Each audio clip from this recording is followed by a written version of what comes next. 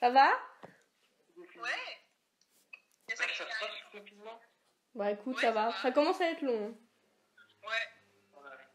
Bientôt le déconfinement. Grave. Lundi. Ah, mais clairement, pour le déconfinement, je me mets en bombe. Mais ça active toujours Moi pareil. aussi, Hein. j'aimerais bien, mais j'ai grave la peau sèche depuis qu'on est en confinement. Ah, Et c'est relou. ma mère, elle a acheté une crème Nivea. Ouais. Et j'ai aussi vu plein d'influenceuses qui mettaient des crèmes fait maison, etc. Et je sais pas laquelle utiliser vraiment. Ouais, c'est bête. Moi, je sais pas. Mais en vrai, tu sais que genre pour un sujet de PTA, ça ferait grave le truc, genre. En mode avec une problématique du genre est-ce que les crèmes fait maison sont aussi bien que les crèmes industrielles ou un truc du genre. Ça ferait un sujet de C'est ouf. Hein. grave bien ça. C'est grave une bonne idée. Franchement, ça peut le faire. Hein. Bah, on fait ça du coup. Allez, grave. Bon bah go, hein. Faut qu'on travaille là-dessus. Ouais. Allez. Tchuss. Salut.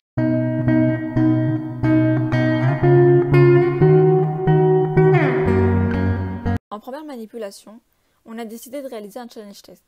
Le but du challenge test est de voir si les conservateurs assurent bien leur fonction.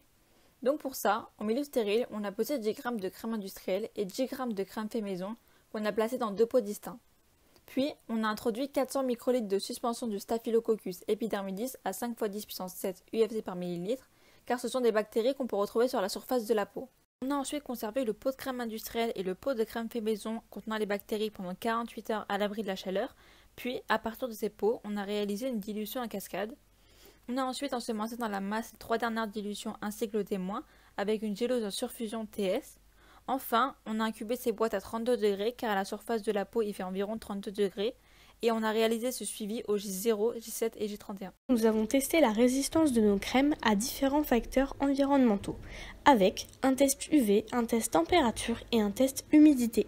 Nous avons effectué un test UV sur 5 échantillons de chaque crème, la industrielle et la fait maison. Nous avons observé la crème à l'œil nu et au microscope. Ensuite, on a fait un test de température pour voir si nos crèmes pouvaient résister à différentes températures ambiantes pour différents continents par exemple. Puis un test humidité pour voir si après un bon bain chaud, la vapeur d'eau déposée sur un pot de crème mal fermé pouvait altérer nos crèmes. Pour les résultats du challenge test, nous avons des résultats peu exploitables. Car pour la crème fait maison au J0, les résultats étaient non quantifiables. Le J7 était inexploitable à cause d'une gélose TS mal faite, mais il n'y a que le J31 qui est exploitable. Pour les résultats du test température, nous n'avons vu aucun changement à l'œil nu.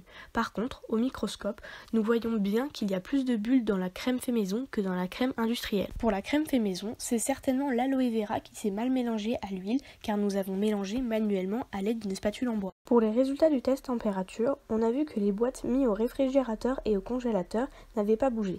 Par contre, celles mises dans les étuves à 37 et 70 degrés ont eu des changements. La crème Nivea est devenue plus blanche et la crème fait maison a durci.